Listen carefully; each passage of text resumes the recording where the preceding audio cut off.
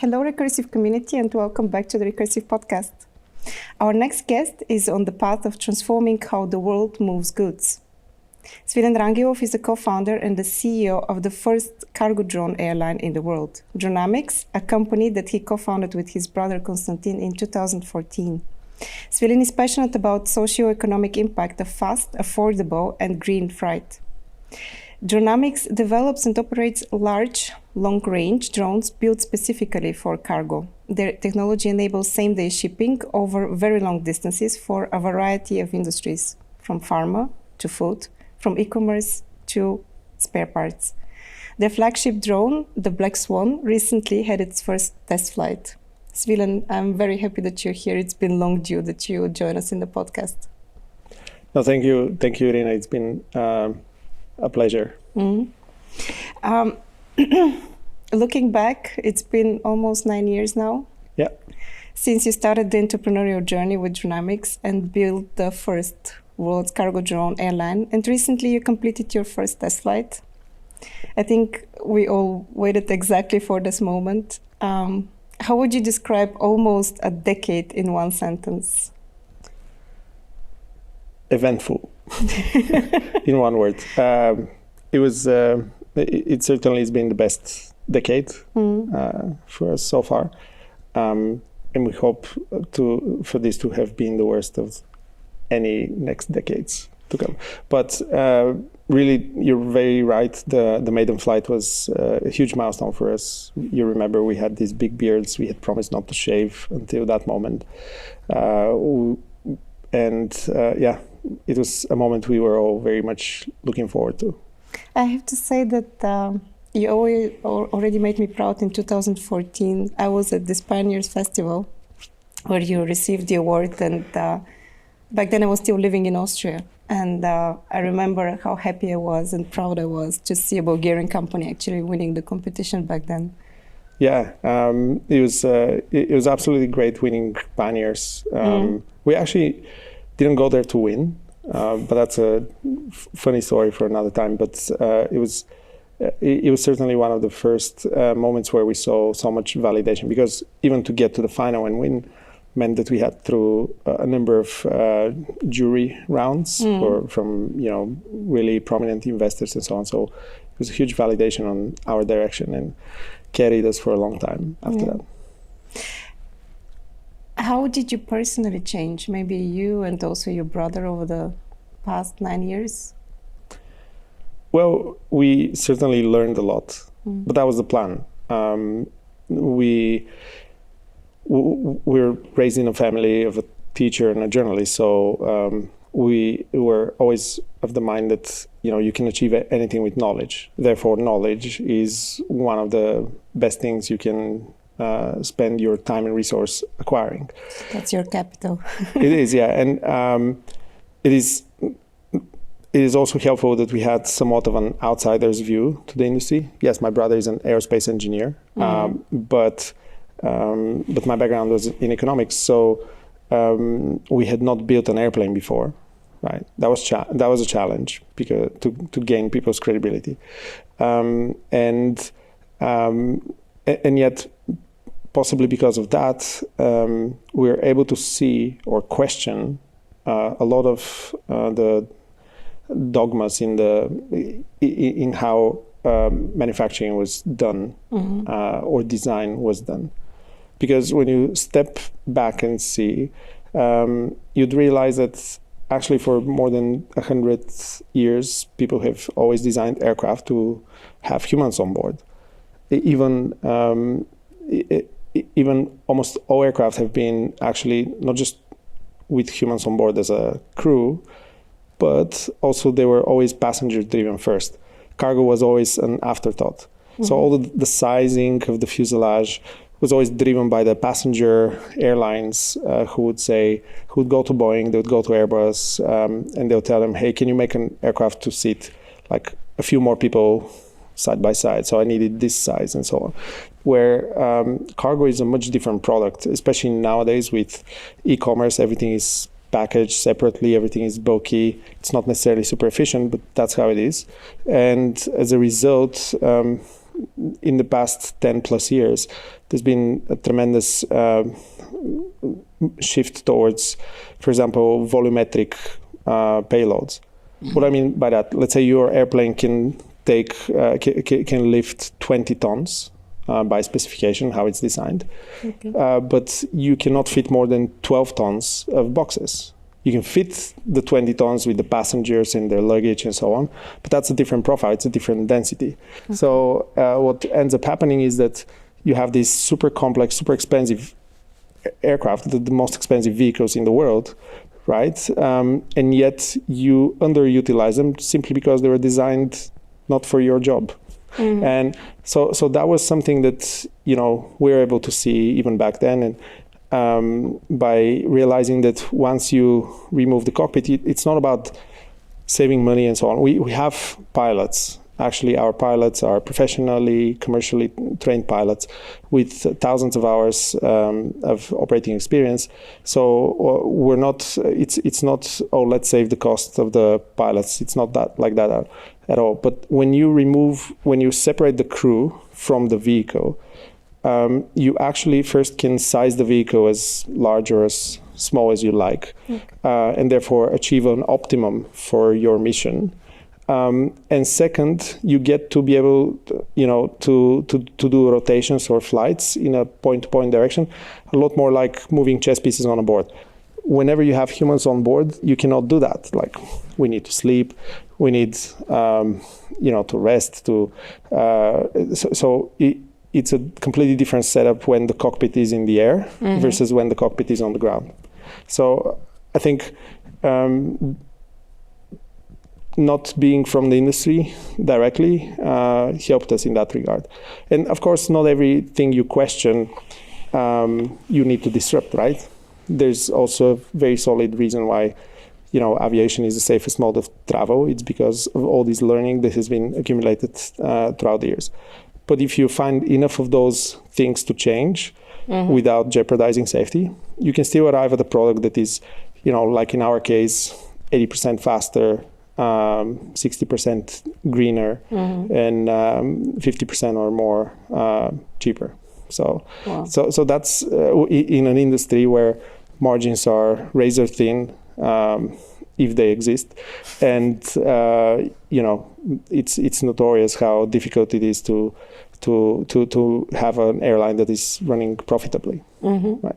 Mm-hmm. So that kind of shows the value of knowledge. Yeah. If we didn't have that hunger for that knowledge, we would have not arrived here.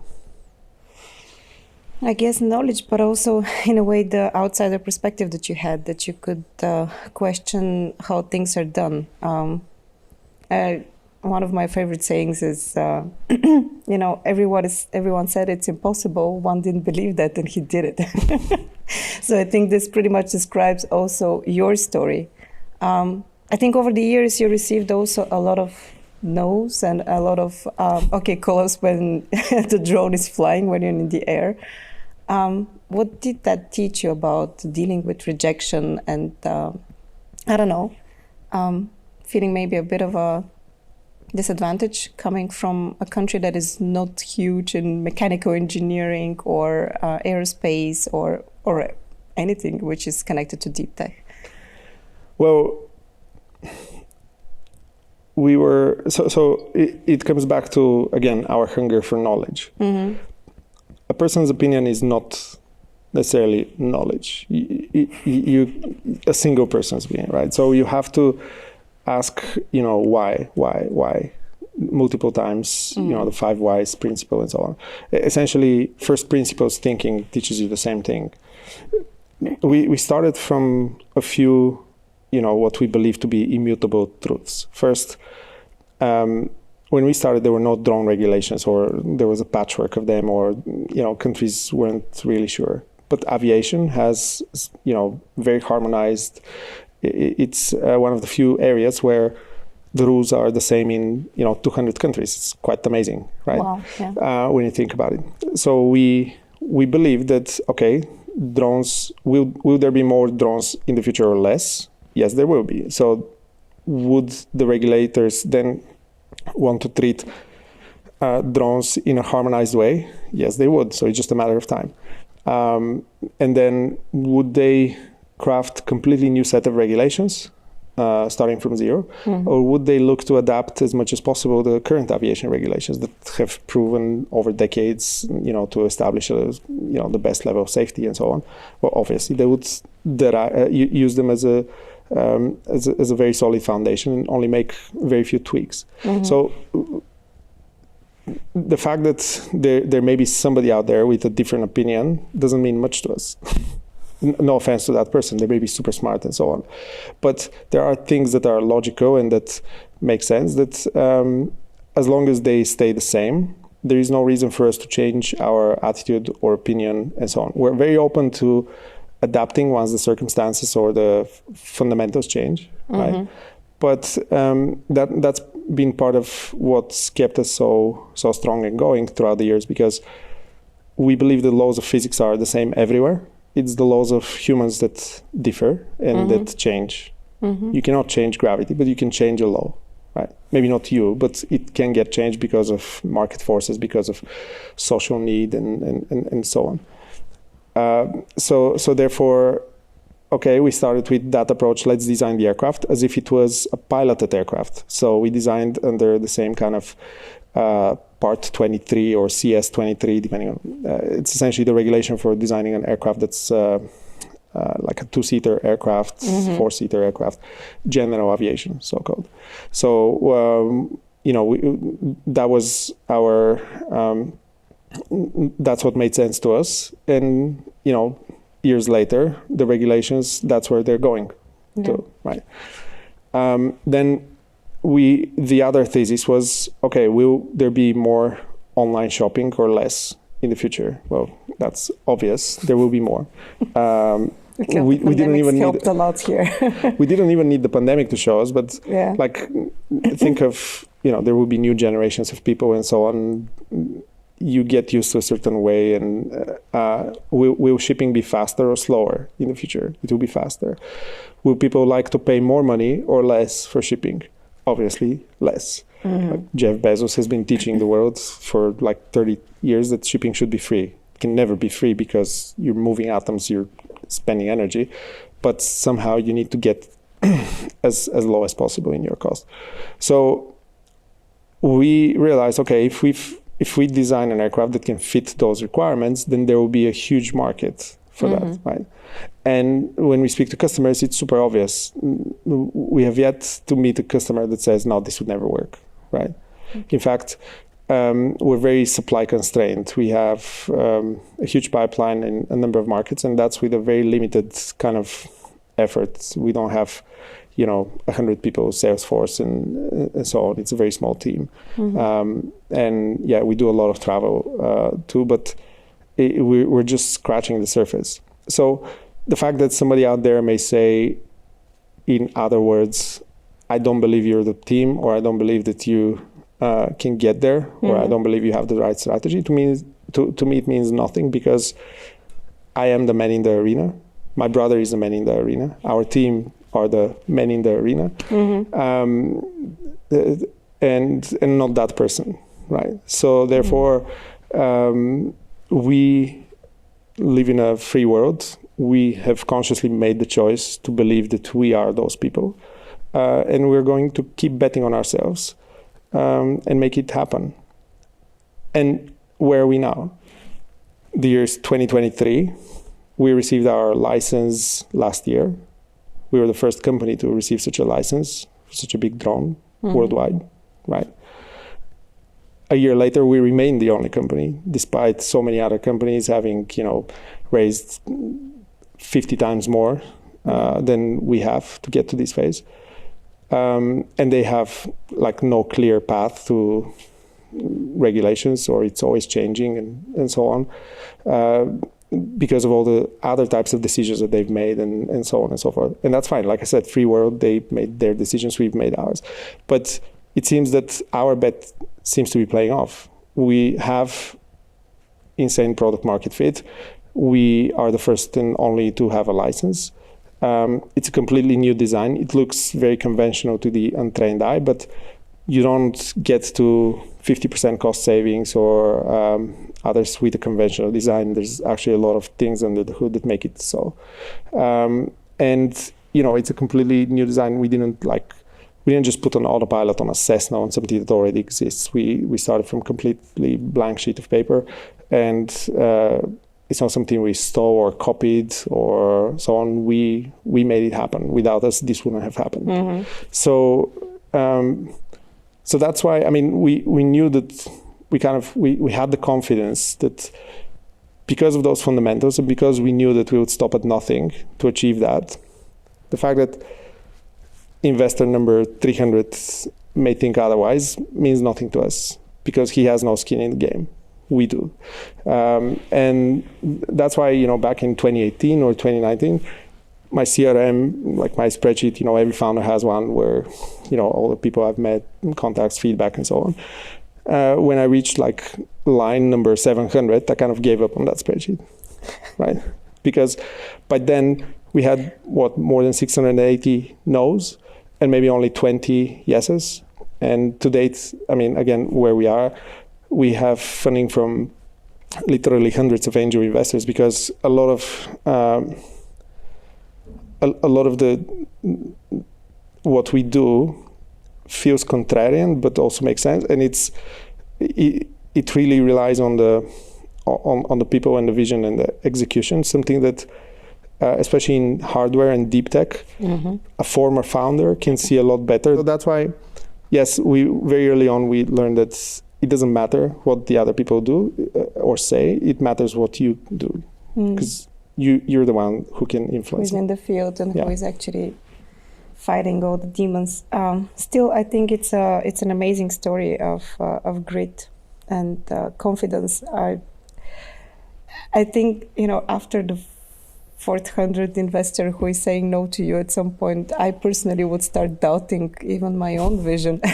And I'm sure that maybe at this point you've been through that. But the set of thinking that you just described is very much true. There is also the saying that when you're in your truth, then it doesn't matter what other people are saying because you're living, your essence. So I think in some way you found it for yourself, you and your brother. And at the same time, both of you are actually first-time founders.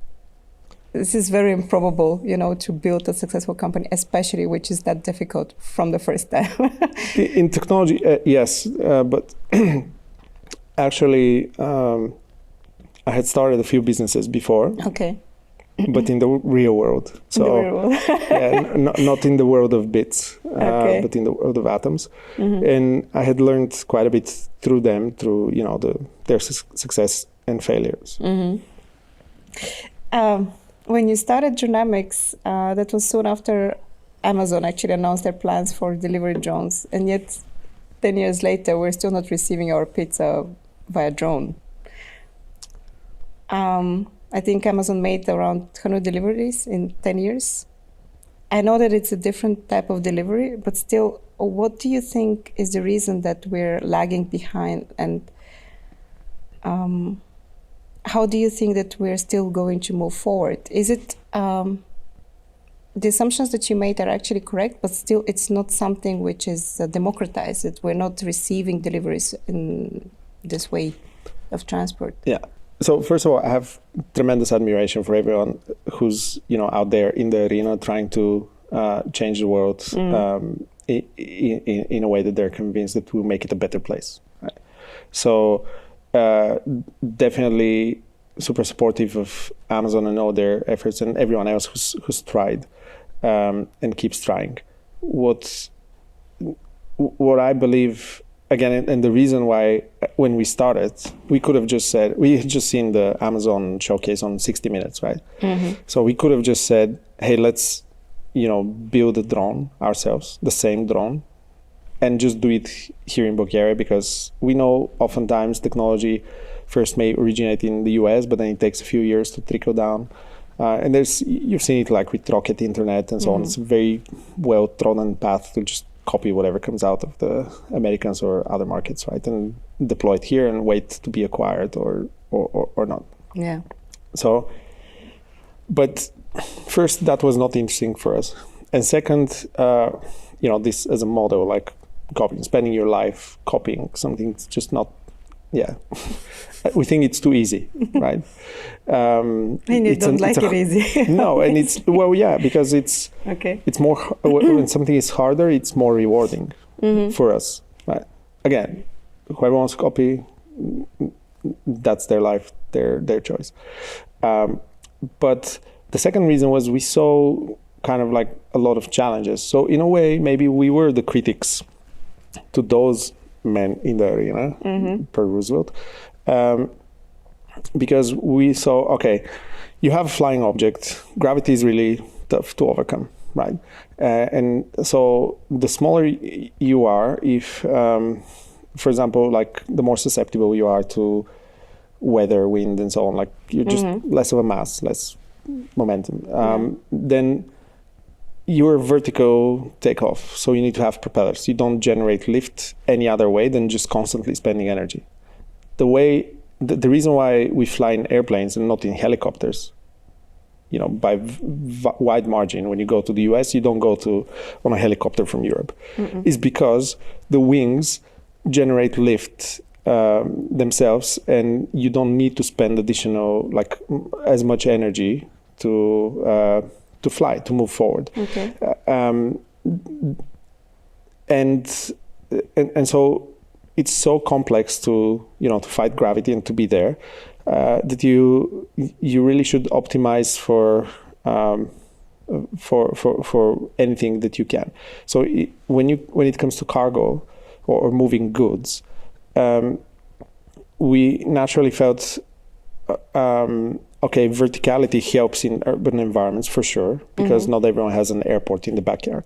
Yeah. But is that really the problem? Yes, in a lot of urban environments, the last mile is a challenge, but it's also, outside of the US and maybe London, in second and third world locations, they would, the last mile is a huge source of employment. So if your value proposition is, hey, I'm just going to bring a bunch of small plastic electronics to replace human labor in a country where already the unemployment is like 30%, it's a political non-starter to begin with, right? And then on the technology side, again, you're small. So if the regulator comes and says, what you're doing is great, but I need you to make it like an order of magnitude safer, so you need to put these 10 kilograms of extra equipment and put additional redundancies and so on, then your machine that was meant to carry a kilo, 10 kilograms even on a 20 kilogram machine, 10 extra kilograms means the math doesn't work, it doesn't take off. So that's why you see even now how big those drones are that deliver coffee and so on, like comparatively. And yes, there is a point at which they will, the economies of scale could push it into, economic viability and safety and so on. And there's not just Amazon, but other companies that are to different degrees of success doing it. So we're not skeptics, but we saw back then in 2014 that if we were to start a company, it would take an extraordinary amount of capital and knowledge and so on to get this challenge right, because it's a challenge of ultimately small plastic electronics at scale. And who is the best in the world? China. If you in confirmation to our thesis, perhaps people don't really realize it, but DJI, the Chinese drone brand, they have more than 60 or 70% market share worldwide of drones, of recreational drones. And if you think about it, that's the only consumer category in the world where you have a single brand with such an extraordinary market share. Wow. There is no other thing, not iPhones, no cars, no nothing. Everything else is like, this feels like there was a winner takes all market, and DJI took it. There were so many companies that tried in the meantime. And the only way now DJI is kind of eroding their advantage is through regulatory. some people don't trust them because of where they're from and so on. Yeah. So, but on putting that geopolitical angle aside, the actual economics and the actual technology and so on is all in their favor, right? So when you have two kids out of Bulgaria thinking of like where they believe the world is going, that's why we felt that this challenge would be a much higher challenge than if we just create an airplane, as absurd as it sounds. So we went ahead and decided to focus on the airplane. In fact, also the other big reason was that solving urban connectivity was not interesting for us. Why? Because again, you can do last mile with humans very successfully, same day. I was even that same year, I was in India. My cell phone broke. My Airbnb host told me there's this wonderful website called Flipkart. I went on it. I could pay an extra $1 to get it. It was in the evening to get it the next day. So essentially, it's de facto same day. And that's because the inventory was already in New Delhi, right? And the guy was there with a motorbike. He even texted the hosts 5 minutes before knocking out. That was 2014. We didn't have next day or same day in Bulgaria even at the time. Yeah. So the challenge, however, in a country like India is not so much inside. You can find the labor, you can find the system, you can do it. What is more difficult there is between cities. Same as, even in Eastern Europe, parts of Western Europe and so on. So 90% of the world and where the world is going to in terms of population projections and so on, actually does not have so much the pain point of last mile delivery as they do have the pain point of middle mile delivery happening in a fast and economical way. So that's why we were so much more excited that, instead of spending so much more time on a problem that we don't believe exists, to spend it on a problem that we are absolutely certain that exists. Wow.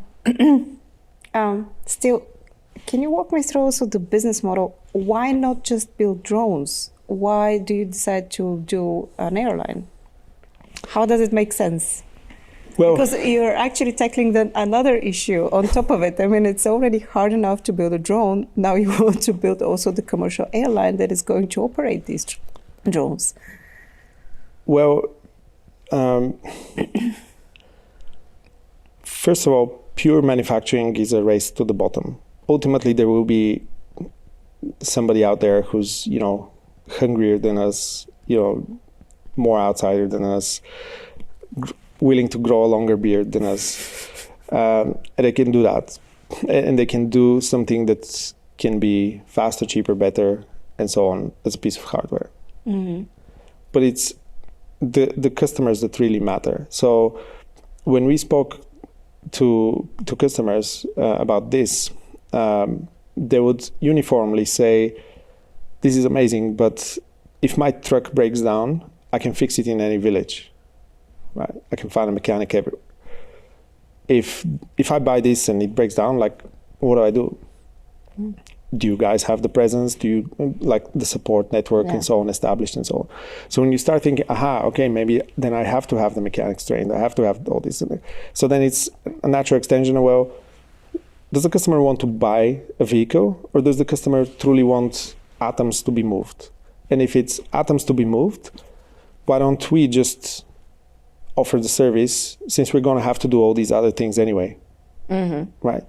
And also, this has the benefit of, it's new technology. As amazing the Black Swan version 1 is, it is version 1 with more operations, with more learnings, with more people, with more capital and so on.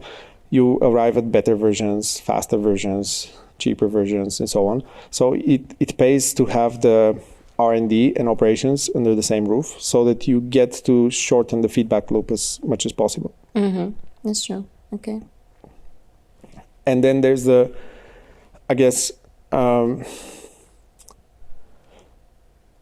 where that thesis really played out well was with the EU regulations.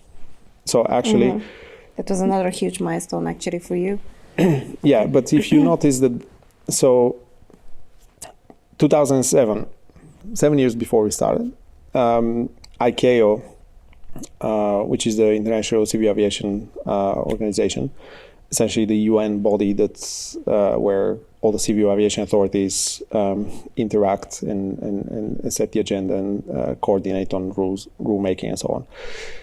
So they set up this working group, or maybe it was just part of the membership of ICAO, but it was 63 countries to date that are part of this entity called JAROS, Joint Authority for Rulemaking and Unmanned Systems. Okay. Right. So even back then, 2007, 7 years before we started, 7 years before Jeff Bezos went on 60 Minutes, 7 years before drones were a thing, the regulators saw where the world is moving towards. And they've been working on this set of rules. And I think somewhere along the line, they realized that because all these things that help us, that help all the other innovators, which are, again, a set of trends that have not changed, cost of composite materials, so you can make all the crazy shapes in really lightweight way. Cost of carbon fiber has gone down tremendously. The software capability to model and do simulations and so on has dramatically increased. Components have shrunk tremendously. That's why drones exist. There were remotely piloted aircraft for decades, but drones became a thing when you can put the same components you have in your cell phone in your pocket, because the GPS became a few grams and a few dollars worth. And now you could put it on a small flying thing. So all these trends converged, and I think they at some point saw where this is going, and there will be this Cambrian explosion of innovation and folks trying to get it right. And as a result, the traditional type certification process may not have been the best fit. So in the old world, in the traditional manned aviation, the way to create new aircraft is you design an aircraft, and then you embark on a multi-year type certification process where you prove the safety and so on in a very structured way. And again, it's been proven by the decades, and it's wide safe and so on. But that's also because the business model back then was you're just simply going to be an OEM. You're not going to be the end user. So just like when you produce another type of, consumer goods, you want to make sure that it is dummy proof, right? Yeah. Yeah. Beware, hot beverages are hot. Correct. Yeah. In the same way, you want to make sure that you want to make it in a more robust way. What they realize is, especially when it comes to small drones, people are just not going to bother, right? And they're just not going to spend the resources or time. Most amateur, semi-pro are not going to do that. And I'm not sure what the reason is, but I think my theory is that because they didn't want to really completely stop the industry from happening, they took a more rational approach by saying, okay, we will evaluate what is it exactly you want to do. Because again, in the previous world, you create an airplane and then you think of all the different uses. Yes, it may carry passengers. Maybe it can carry cargo. Maybe you can do some modifications and it can do surveillance. Maybe, maybe you can do heavy modifications and then it can dump, water or chemicals on forest fires, right? There's a ton of things that you can do with it. So the question the regulators now have is, what are you going to do? So if you have a very specific mission profile, like we do, we're only going to do cargo, one thing, cargo between airports. That's it. Nothing else. Then it becomes much easier for them to evaluate the actual risk that we create into the system, that we introduce into the system. And therefore, it allows them to set the bar at a different level. Right? But because this is driven by who is the operator and how are you operating, that's why it's super beneficial to do what we did, which is to not just be an OEM that will find some other guy to operate, but to actually be the operator. Yeah. And again, our thesis played out in a very nice way. I think others are only now kind of realizing the impact of that. Now, that's not to say that everyone around the world will adopt the same thing. We believe most of the world will adopt the same thing, but there's still regulators who have a different view, who prefer the type certification process and so on.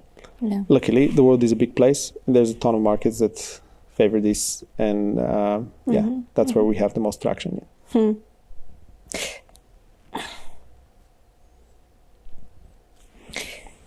I wonder also how hard it was for you to find the right people who would jump on board with you in the company and help you build that, because you obviously didn't do it, the two of you.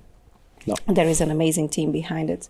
And just like you would receive 700 no's from investors, I'm sure that, there were also many people who are having the skills, mechanical engineers and software engineers, and who also wouldn't believe that exactly the two of you can actually realize that in the world. Yeah. Tell me about this issue. How did you tackle that? Well, it's a market, like with investors, like with customers. It's a market. You optimize for those that you that resonate well with the mission, right? But also you see if you can tweak your path in a way that doesn't make you irrelevant to the fundamentals with which you've embarked on, but still in a better way to respond to that market. So we started in 2014. We had a choice. My brother was still in the Netherlands. He had finished studying at the University of Delft, the technical university there, and had started working for an aerospace manufacturing company. So when we had the idea, I was already in Bulgaria, but I had studied in the US. So it's fairly easy to go back there and see if we can raise capital there and so on and so forth. At the time, we, as convinced as we are in, the fundamentals, we also, this hunger for knowledge means that you need to recognize that if there's a lot of knowledge you haven't acquired, that means you're not super smart yet, right? So. Do you ever come to the conclusion that you are? I think the more you know that you don't know. Correct. So. Correct. I think a rational person, that's what they would adopt. But anyway, so as a result, we knew that, we have very solid core understanding for very, key things, but there's a lot of gaps and help that we needed along the way. So at the time, it was already popular to have startup accelerators, right? I had friends who had applied previously to Y Combinator, so I was familiar with that and so on. Some of the best YC companies are from 2010, 2011, like Dropbox, Airbnb, and so on. They were already, I was already a user of those companies, so I knew the value that YC could bring. Yeah. But at the time, YC their deal would be $25K for I think 7%, 8%, something like that, and you move there and so on. And that was the same deal that 11 here in Bulgaria would have given us. Yeah, but it was actually one of the first accelerators back then. It was relatively new concept. Exactly. It was. Yeah. I think it was 11 and LaunchHub had just launched. They had actually, we were batch number 7, but they did them quite quickly. Yeah. So I think 11 was just 2 years old. Anyway, and I already had friends who had gone through 11 as well, including some of those that had been through the YC process before. Oh, okay. So, okay, that's a nice comparison. Yeah. Cool. And then my brother's university at the time also had an accelerator that had the exact same deal, $25K and so on. I think they all said, okay, maybe that's market, right?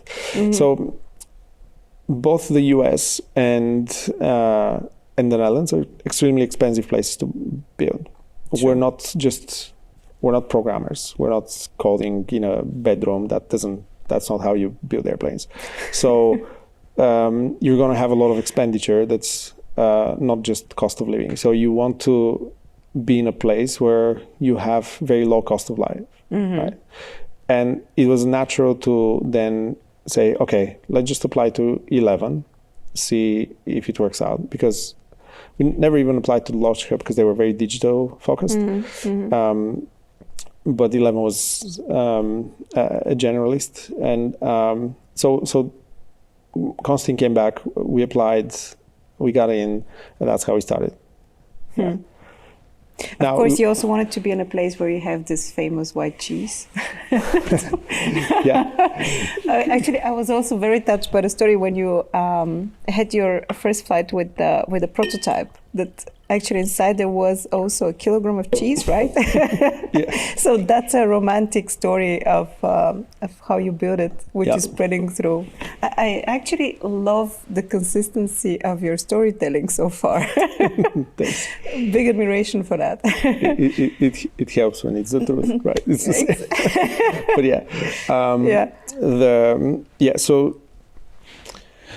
So we knew, however, the trade-off we're going to face by starting in Bulgaria would be that if you were to draw a Venn diagram of where are the customers, where are the investors for this kind of thing, where's the supply chain for aerospace, and where's the talent pool for aerospace, Bulgaria barely touches that, right? Yeah. So it was a very contrarian bet, but we felt like, okay, let's just start here. Let's learn, let's iterate.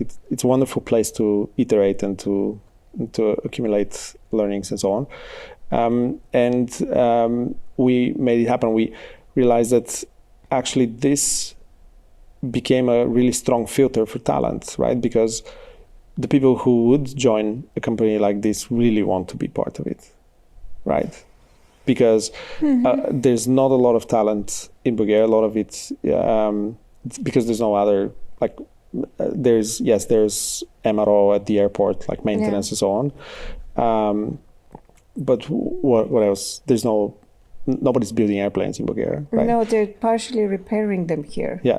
But it's also recent. So if you want to go, and if you're a young person or an experienced person and you want to design a new aircraft, you're just simply more likely not employed in Bulgaria.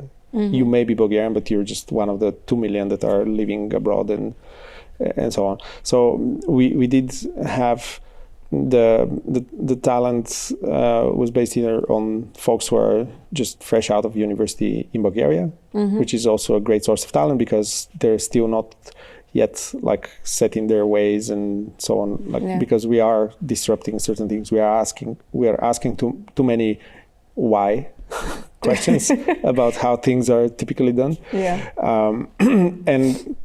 And then the other part would be typically folks who have studied or lived abroad and just found a reason to come back.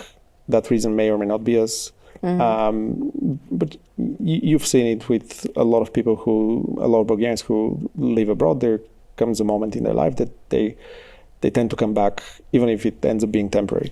But it's so it was not easy to build that, to build the team. And the team did go through a number of evolutions. It's still going through evolutions.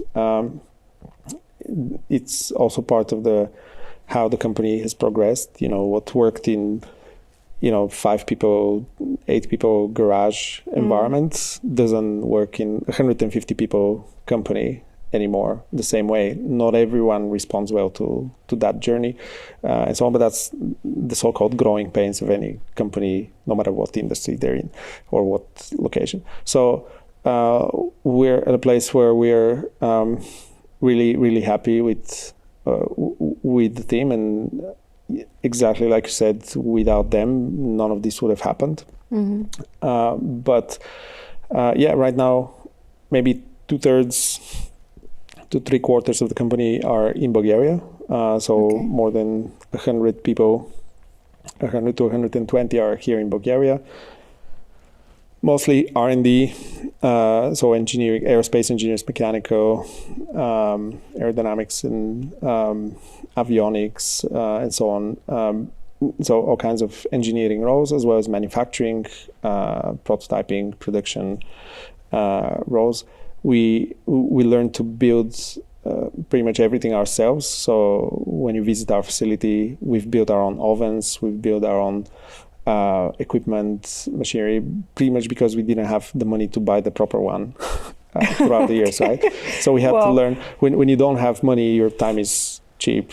When you have money, your time becomes very expensive. So you get to see things where some installations are really DIY and then others are brand new, because those are both in times when in the good times.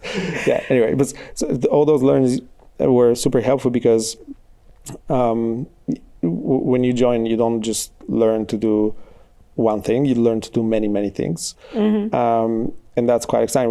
We had some candidates, brilliant candidates, right, from the industry. Let's say somebody who spent. What did you do at Airbus? Well, I spent like 2 years designing a hinge on the door. It's a wonderful hinge. It's why airplanes are super safe.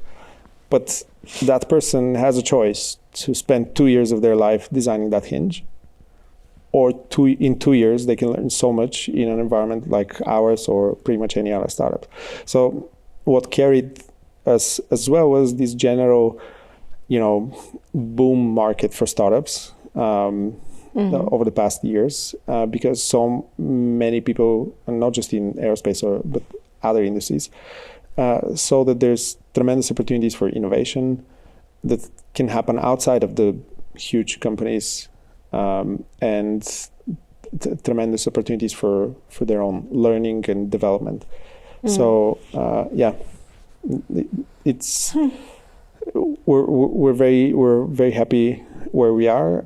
There's always more that we can do, but yeah, that's valid for anyone. I still have a couple of questions, but first I'm going to ask you what's coming ahead. So you just recently did another fundraising round. Before that, you have closed also a joint. It's a bit complicated with the 40 million round. That was a joint venture, or how are you going to move forward?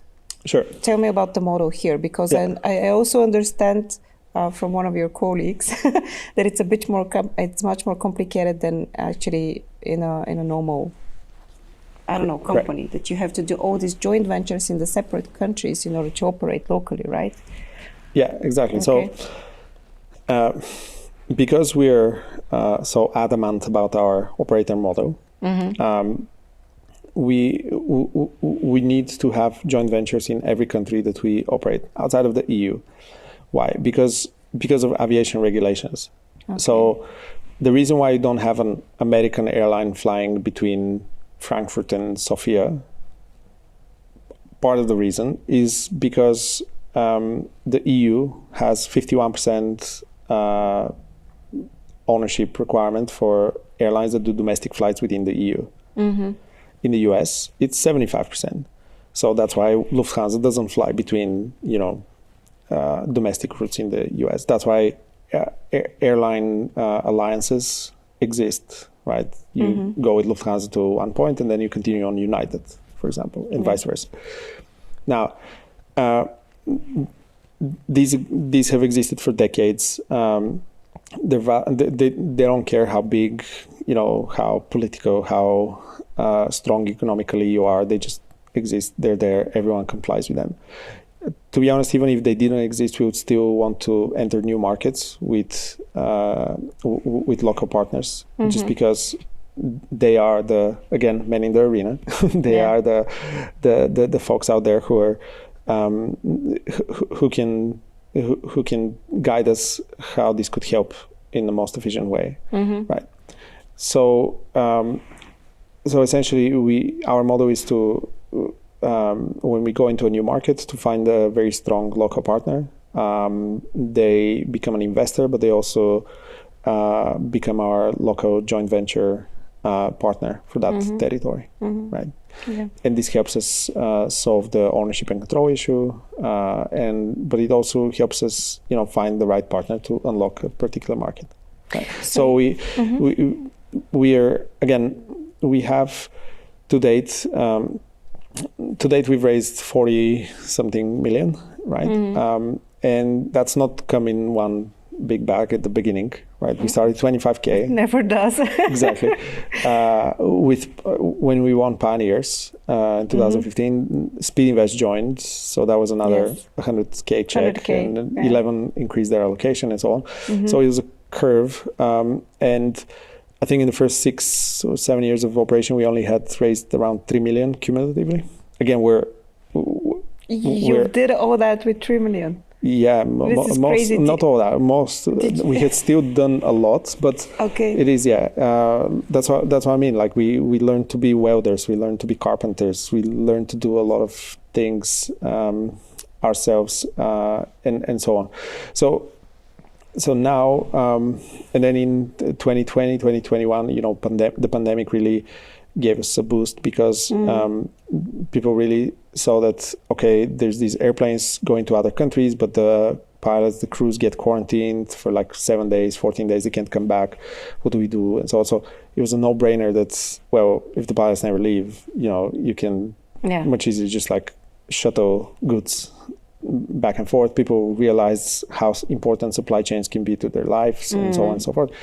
So a lot more people had this aha moment that we had as well. So we got a lot of traction again, like with angel investors. We had hundreds and hundreds of angel investors to date. We even listed a safe note on the Bulgarian stock exchange. Again, in a way, we've always been about the same way we want to democratize same-day delivery. In the same way, we wanted to kind of democratize access to, to opportunities for people. So we're big fans of crowdfunding and that. So we are at the end of last year. We received investment from a sovereign wealth fund from Abu Dhabi. They specialize in frontier tech. It's called SDF, the Strategic Development Fund. And they're not afraid of hardware. In fact, I don't think they like things that are just software. I think they purposely go out and seek hardware. That's a good tip for everyone who is actually doing hardware, because I think they're having hard trouble in the US and in Europe. Yeah, and and they're great guys and so on, and really smart and very very good fit. So anyway, so again, the investment game is investment, but also understanding that there will be the joint venture partner. So there's a lot more we'll be able to announce towards the end of the year, but that's our funding path. And then after the first flight that we had now in May, after that we just had a lot of those angels, a lot of those existing investors. They come out and say, hey, this amazing, it's a great milestone, can we increase our allocation and so on. So we decided to create a structure where we allow for that to happen, and we open it to existing investors. And one of the existing investors is Seedblink, the Romania originated European crowdfunding platform. We've just closed a very successful campaign with them, and it's again giving access to people to an opportunity. They get to decide for themselves and so on, but given that now we have validated so much more.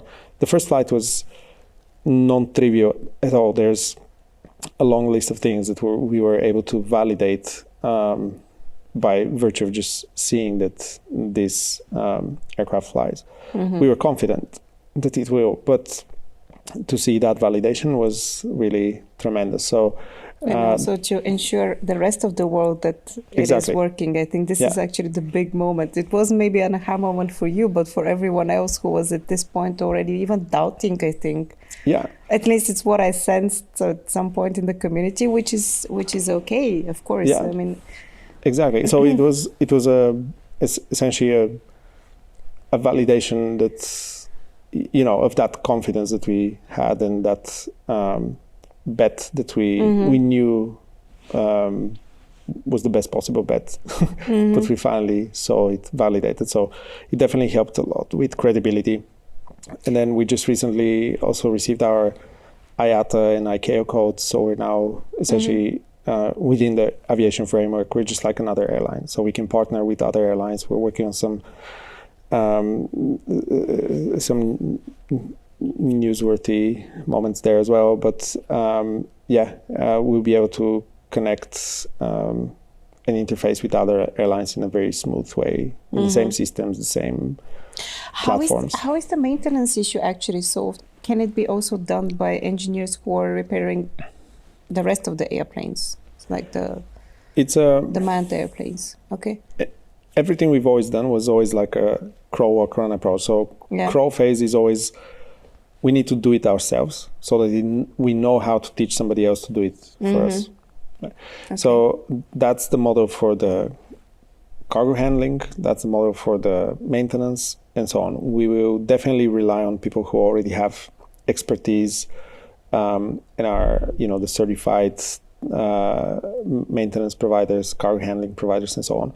But we'll still be in the initial operations very involved ourselves as well, so that we can, again, that learning, that tweaking, we get that feedback instantly, so that we can also incorporate some changes if there's changes that need to be made, right?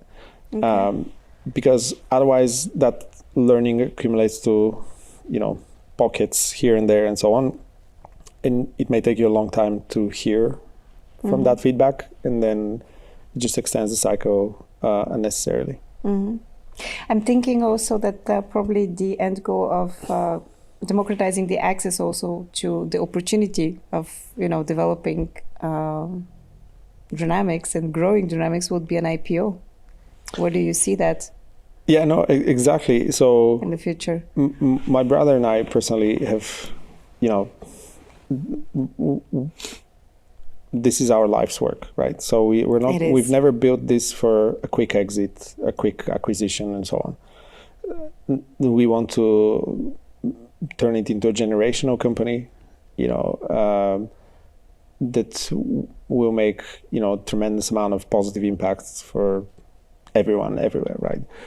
And so we have a vision that is on an extremely long timeline. We know that not everyone has that. Have you written it down somewhere? We don't need to be honest. We don't need to kind of remind ourselves to it. It's what we have, what we carry. So, but as a result, we know that not everyone can operate on such long timelines, and we will. Yes, our plan is to finish the flight test program towards the end of the year, start commercial operations end of this year or the beginning of next, and then after a few years of successful operations, revenue generation, proof of profitability and so on, to get to a stage where we would be listing on a stock market, so that we have that liquidity event for a lot of the stakeholders that may not want to stay forever with us the way that we want to stay forever with it. So IPO is definitely the goal. Wow. You mentioned something in the beginning, and I want to refer to that. You said that, the harder it is, the more rewarding it would be. Thinking of a generational company, I wonder, where is the moment where in your life, but maybe that you see maybe in the life of your kid, because you're also a father, where you say, okay, this is why we built it. This is the moment that we wanted to achieve. Is there some kind of like an end vision? I'm not so sure. Or a place where you would just sit somewhere in a fireside place with a whiskey and say, hey, yeah, we made it. Yeah. So the current projections for what the world would look like in the year 2100, so end of this century, means essentially the projections are that the world will have around 11 billion people on the planet, right? But with demographic trends in developed societies, most of those will decrease in population, right? Some of them have started. And so 90% of the growth from where we are to where we will be at the end of the century, according to those projections, will come from developing countries, right? 90% will come from Africa. Africa in particular. Wow. Yeah. So it's the second largest continent by land area. Yeah. The world's first 100 million city will be Lagos in Nigeria, according to those projections again. There will be others that will be 100 million people. So the world will look like a completely different place from where it is now. I think people don't, again, if you're very focused on the very short term, it's natural to not think about that. Then there's, potential climate impact. We can spend time talking about it. But the fact of the matter is we've built an enormous amount of ground infrastructure, good roads and so on in geographies where very small. Europe is one of the smallest continents, right? US has plenty of roads and so on, but it's a fraction of the land mass and, population that will be back, over there.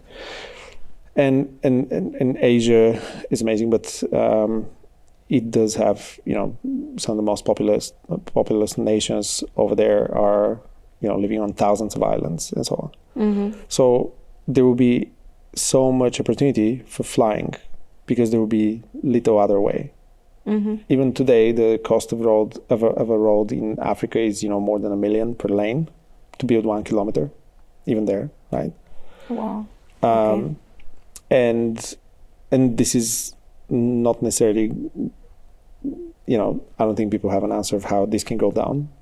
So it will be much cheaper also to fly people, goods. That's what because you're of saying? the distances, right? Okay. Because it's not just also whether you have the road, but do you want to spend those additional hours because the distance is huge, right? Of course. What is the comfort going to be, and so on and so forth. So we see that there is no other way than just to, completely rationalize how you fly and be in those markets. So the people that solve this part will have made a tremendous impact on how the world will have evolved until then, right? So yeah, that's the vision that we have, when we're very, very old and 120 years old and so on, is that we've played a part of making this happen, making this be easier on folks and be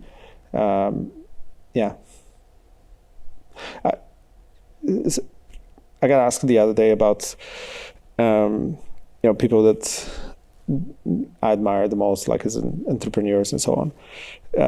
The folks that we admire are folks like Henry Ford, like the founder of IKEA, the founder of Zara, and so on. Folks who have leveraged logistics. Because logistics or manufacturing or innovation are the underlying, value generator for businesses like that, or what made them into the giants that they are, right? But also because they, in the process of doing so, they created a much lower price point for the products that they were creating. Before the Model T, cars were extremely out of reach for the regular person. Furniture, clothing, and so on. Now, it was those folks that, by virtue of focusing on the boring stuff, the logistics, the details, the supply chain, and so on, they were able to create a situation where you can actually give access to a much better quality of life to people who wouldn't otherwise be able to afford it. So, again, when you think about that vision, there's going to be a lot more consumers in the world and so on, but they're not always going to be the ones with the highest purchasing power. So again, that infrastructure build out, that's really what's super exciting to me, to my brother, to the company, because when we play a role in that, it's not just solving a problem. You're actually helping people have a better life materially. Another thing that I find a bit extraordinary about you, and I think this is a common critique that we hear mostly by investors here in our region, is that founders are not ambitious enough in Central and Eastern Europe. I think in your case, probably you've heard the opposite, that you're too ambitious. I don't know how many times you heard that implied. And still, if you would have now, also here the stage and this podcast to speak to founders who can be much more ambitious than they are, that who can actually overcome this glass ceiling, which is actually just a figment of their imagination. What would you tell them? Yeah, so we've been very down to earth and rational about certain things, but very ambitious for the other things, right? So one could say we're not ambitious enough because we didn't decide to have, some crazy vertical takeoff, hypersonic, whatever, as aircraft number one, right? We decided to have a more pragmatic fixed wing with an existing engine that's already certified, and so on and so forth. So crawl, walk, run to some people doesn't sound like ambitious, right? Okay. But I do believe, yes, you have to find the right balance of what you need to be pragmatic about and what you need to be super, super firm and relentlessly ambitious about. A long timeline helps on that, because it allows you to do both. Okay. To tell yourself the story that you have the time to run, but it has to come after crawling and walking first, right? But the overarching advice is, I'm very biased, and I don't expect people have different risk profiles. Not everyone should be a founder, in my opinion. Yeah. I mean, everyone should try who wants, but if it's not successful, they should not think less of themselves and so on. We're all different, right? So, but what I've learned about me and my brother, what we know about ourselves, and is that we've decided to be more in the camp of, if you shoot for the moon, you'll still end up in the star among the stars, right? And that you have one life only. So, for us, it's more exciting to make it more ambitious. Again, go after the harder thing. To us, to create something super niche, super bespoke, super expensive, it's not as exciting, right? It feels silly. We're now in a cinema, but I used to play the guitar. We even had a high school band. Wow. Anyway, the teenagehood. But even back then, I realized, hey, we can create songs, but and we can do something really niche that's only 5 people in the world like, right? And there's a theory and thesis for that, and there's some artists who choose that, right? Who seek out this. But to me, that's not interesting, because then how do I get the validation that what I'm doing is right? Right? Okay. You give too much power to 5 people. To me, it's a lot more valuable that if I create a song that, is the summer song, it's top of the charts, it's in everyone's head, it transcends nationalities, cultures, age groups, and so on. So to me, back then, our bandmates, some of them, they were like, oh, well, we like this style, but those other styles, popular music, it sucks, and blah, blah, blah, blah. To me, actually, it was not like that. I felt a lot of respect for popular music. Yes, there's a lot of marketing that helps make it happen, makes those songs win the charts. But there can be only one at the top, and they must have done a lot of things right to be there. And to have touched, millions and hundreds of millions of people around the world in the same way to create that. I think that's very rare. That's very difficult to do, and I respect the work that gets into doing that. So, and it's true validation. It's indisputable, right? Yeah. It's disputable if 5 guys like you. It's indisputable if everyone likes that song. So that was, again, my impression. My view of the world is this, or at least my choice for my life. That's not to say that I don't respect the work of the niche and the ambition that goes into creating something outstanding, even if it's very rare and so on. It's just by way of our upbringing that we've been very grateful for folks out there who have, again, made fashion products more accessible to, a family that couldn't afford otherwise. Furniture more accessible and things like that. So to me, that's the bond I'd like to be in. We're totally out of time, but still, I feel like I must ask you, what were you ready to sacrifice along the way? Because I'm sure that it's it's not all roses. Well, ego. Yeah. Right. Okay.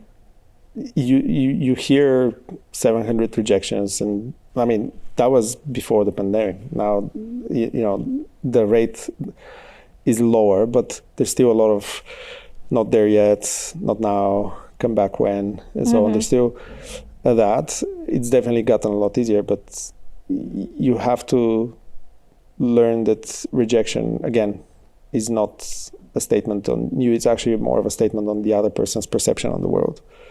Yeah. And of course, time. Like, you only have one life, so you better be super, super certain that's what you want to do. And so we don't necessarily view it as a sacrifice. But it has an alternative cost. I mean, in the meantime, you could have done so many other things, which, I don't know, whatever, could provide you with different things. Wow. It really helps that what we do gives us extreme pleasure, right? So, yeah. And of course, the things we never sacrifice on our family, but that's due to our upbringing, right? We grew up, again, in the home of a teacher and a journalist. They weren't exactly the most well-remunerated roles in post-communist Bulgaria. So we were raised in the same room and blah, blah, blah, blah. Many people have had similar journeys, so it's not about the thing. But the point is that family is super important for us. So that's where we draw the line. But everything else is, secondary to work. Well, here I want to thank you for what you've done also for our ecosystem, because I think it totally makes a difference if you do a popular song somewhere from the States or from Sweden. It's another thing if you can actually make it from Bulgaria and you make the whole world think, what? Bulgaria? So I think you're also one of those companies who are going to be emblematic long time in the future. We hope so. I hope so too. It definitely is now. And you're going to pave the way for many other entrepreneurs and inventors to follow. So from my side, thank you. No, thank you. And look, I think that's part of the beauty of the startup, ecosystem, not just in Bulgaria, but elsewhere as well. It's the more people start taking risks, career risks. Like that, and the more they, the bigger pool of those is out there, the more successes there will be out there, and then success breeds success. So there will be, I think, young people when they think about like what path to choose in their life, in their career, they'll have a lot more confirmation that this is a viable path to not just seek out like join a big corporation and so on, climb the ladder there. That's also a valid path and so on, but there are other ones. Because for a long time, these other path didn't really exist. Yeah. It existed in the US, right? And that's why it works there so well, because it's, Silicon Valley is, so many decades older than Europe or other places. So people have had the time to see, oh, this person was a founder, or even this person was employee number 800, and they cashed out when there was, and they bought a house, they bought something. So maybe that's actually a great path to explore. So yeah, you see it a lot more in the States because they've had more time to develop those successes.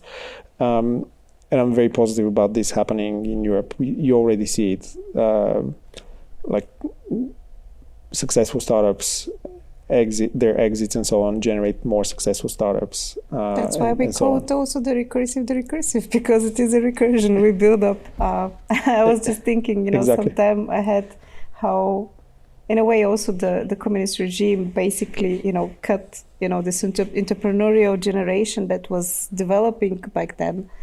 And what could have happened if we didn't have communism in between? Because already back then we had amazing entrepreneurs who were also ready to give back so much to society. We also had an aviation industry. We had 3 factories which had produced 1,000 airplanes and had developed 40 different designs. So a lot of things would have looked differently, but that's the past. We can't change it. What we can change is the future, and that's, I guess, the message. It's like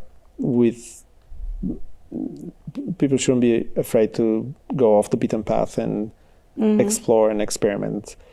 I'm not saying everyone should have a generational view on everything they start, but they should definitely try to recalibrate their perception of what risk looks like, because there's so much. The world has changed so dramatically in terms of technology and risk profile. The financial crisis of 08, 09, it caused huge generational companies, household names, to go out of business. That was a huge signal for not just for me, but should have been a huge signal for everyone. That old thing that, like, your parents may say, oh, get a job in a good, stable company, it's job security. There is no job security. The job security only lasts until the next quarter's results in any company around the world. Like, it's just how it is, right? So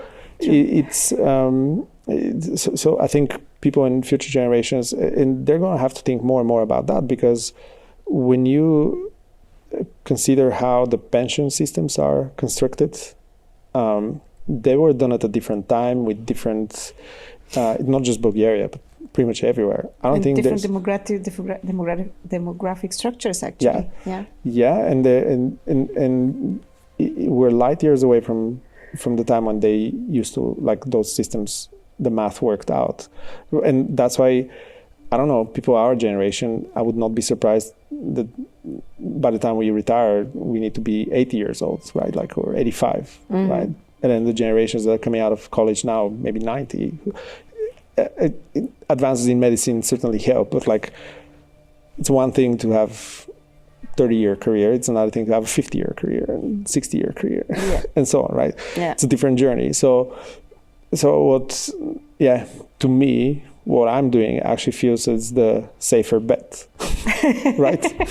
If you put it this way, that makes sense. At least you're somehow in control of how the company is going to develop, and you're betting on things that are going to be valid in 30 years from now, probably. And that's why I feel, we have an option pool, and the companies on it and so on. That's also something not super common in Bulgaria, but we want to have everyone to share in the success. We have, and that's why I was really, the big champion for that to happen, to list that safe note on the stock exchange, to use that EU regulation that allows to do that, and kudos to the EU for actually enabling that to happen, and crowdfunding and so on. People need to kind of take ownership of their financial future, and part of that is make it their own sound financial decisions. Of course, yeah. And those may be creating value because this is the safest path of. In my opinion. Yeah. It may not apply for everyone, and there's a lot of value, and these companies exist for a reason and have been successful. But it's the world has advanced quite a bit since some of those proverbs were created. Yeah, true. Wow. I could ask you so much more now that we started on these topics, but I'm pretty sure that I'll have to let you go because no, that's all right. Yeah, I'm sure that you're also very busy. Let's see. What time should we sit again and check on how far did you go? In 5 years? Hopefully sooner, but yeah. Hopefully sooner. In any case, thank you for this conversation and also letting us, see a bit more of how, thoughts are created in your head and how they move around and how they create realities and they manifest. It's been amazing what you've done so far. Thank you. No, thank you. It's a pleasure.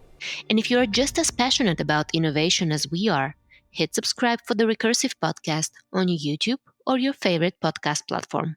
We're everywhere.